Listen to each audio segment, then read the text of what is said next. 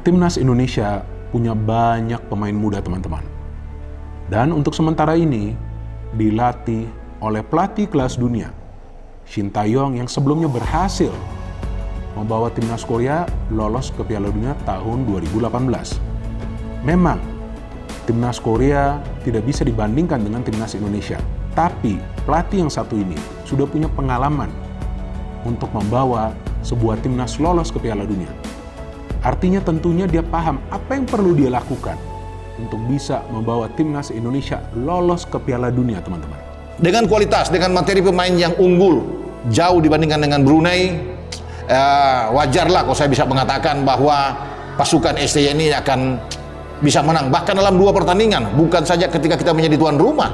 Ya, seandainya bermain di GBK, kita bisa menang besar. Bermain di Brunei pun kita akan menghantam mereka dengan gol yang banyak, dan itu wajar, ya pantas, karena ini Brunei yang secara kalau bisa melihat dari kualitas permainan head to head antar pemain itu kita jauh lah di atas mereka. Kualifikasi Piala Dunia 2026 zona Asia, Indonesia di grup F, serasa Piala AFF. Ya, media Vietnam sombong timnas Vietnam satu grup dengan timnas Indonesia di kualifikasi Piala Dunia 2026. Mereka lupa soal ini.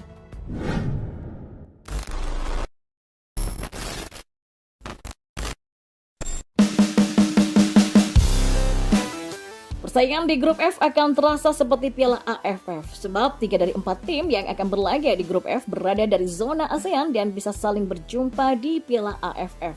Hanya Irak yang bukan berasal dari zona ASEAN.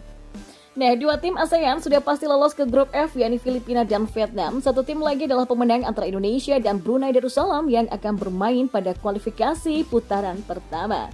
Duel antara Indonesia dan Filipina bakal menjadi tontonan yang sangat menarik, sebab ada banyak pemain Filipina yang kini tengah merumput di BRI Liga 1 2023-2024. Jadi pemain kedua tim mungkin sudah saling mengenal. Ya, laga antara Indonesia dan Brunei akan digelar 2 leg. Pertandingan leg pertama akan berlangsung pada 12 Oktober 2023, sementara pertemuan kedua dihelat pada 17 Oktober 2023. Selanjutnya, media Vietnam Sohai.vn sombong timnas Vietnam satu grup dengan timnas Indonesia di babak kedua kualifikasi Piala Dunia 2026 zona Asia. Sohai.vn meyakini Vietnam bakal lolos ke babak ketiga kualifikasi Piala Dunia 2026 zona Asia. Konfederasi Sepak Bola Asia atau AFC baru saja melakukan drawing babak kedua kualifikasi Piala Dunia 2026 zona Asia. Hasilnya, Vietnam tergabung di grup F bersama Irak, Filipina, dan pemenang laga timnas Indonesia versus Brunei Darussalam. Nah, timnas Indonesia dan Vietnam bakal kembali bentrok. Timnas Indonesia dan juga Brunei Darussalam harus bentrok terlebih dulu di babak pertama kualifikasi Piala Dunia 2026 zona Asia pada 12 dan 17 Oktober 2023 nanti. Jika menang agregat atas Brunei, timnas Indonesia akan lolos ke babak kedua dan bergabung di grup F kualifikasi Piala Dunia 2026 zona Asia bersama Irak, Vietnam, dan Filipina. Dalam pandangan Soha, grup F masuk kategori mudah bagi timnas Vietnam. Sebab Soha menilai hanya Irak yang berpotensi memberikan kesulitan kepada Vietnam. Sementara 2 tim Asia Tenggara lain yakni Filipina dan timnas Indonesia diprediksi Soha bakal rontok di tangan Vietnam asuhan Filipe Troussier. Tolak ukurnya adalah rekor pertemuan Vietnam kontra Filipina dan timnas Indonesia.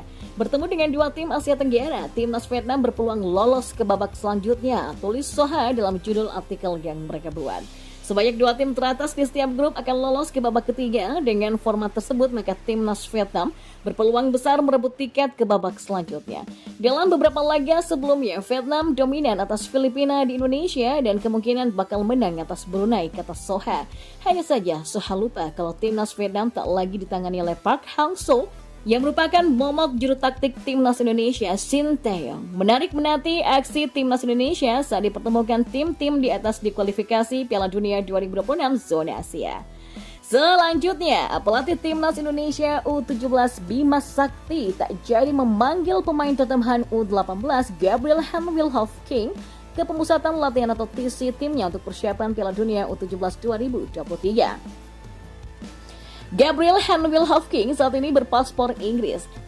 Berdasarkan data Transfer Market, ia pernah membela timnas Inggris U16 pada 2021 saat laga uji coba melawan Skotlandia dan Turki. Pemain Tottenham itu, ya mohon maaf, kemarin kami sudah pelajari dan komunikasi dengan orang tuanya. Ternyata nggak ada paspor Indonesia, jadi harus proses naturalisasi, kata Bima Sakti usai memimpin latihan di lapangan ABC Senayan, Jakarta Pusat. Dan berita tambahan untuk Anda, 7 fakta Evan Dimas Darmono. Dulu wonderkid timnas Indonesia, nasibnya kini bikin belus dada.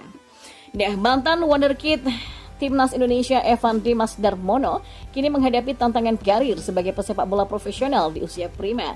Namanya pernah meroket ketika bermain untuk timnas Indonesia U16 dari 2010 sampai 2012. Evan Dimas semakin diperbincangkan ketika berseragam timnas Indonesia U19 dan berhasil membawa timnya meraih gelar Piala AFF U19 2014. Kehebatannya diakui dengan dipujanya saat timnas Indonesia U19 yang berhasil mengalahkan Korea Selatan berkat hat-trick yang dicetaknya. Namun sayangnya, kini karirnya malah semakin meredup. Dan berikut adalah 7 fakta terkait gelandang yang satu ini yang saya kutip dari Bola Times. Yang pertama, Evan Dimas Darmono adalah mantan wonderkid timnas Indonesia yang dulunya memiliki karir yang menjanjikan sebagai pesepak bola profesional.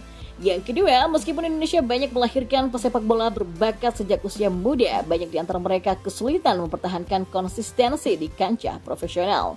Yang ketiga, Evan Dimas meraih kesuksesan di timnas Indonesia U19 dengan membantu timnya untuk meraih titel Piala AFF U19 2014. Yang keempat, ia sempat mendapatkan undangan trial dari klub Spanyol Uni Eropa Llagostera, namun tidak berhasil dikontrak dan kembali bermain di tanah air. Yang kelima, Evan Dimas pernah bermain untuk beberapa klub di Indonesia, termasuk Bayangkara FC, Selangor FA Malaysia, Barito Putra, dan Persija Jakarta sebelum kini bermain untuk Arema FC. Yang keenam, namanya yang dulu melejit kini meredup dan performanya mengalami penurunan drastis.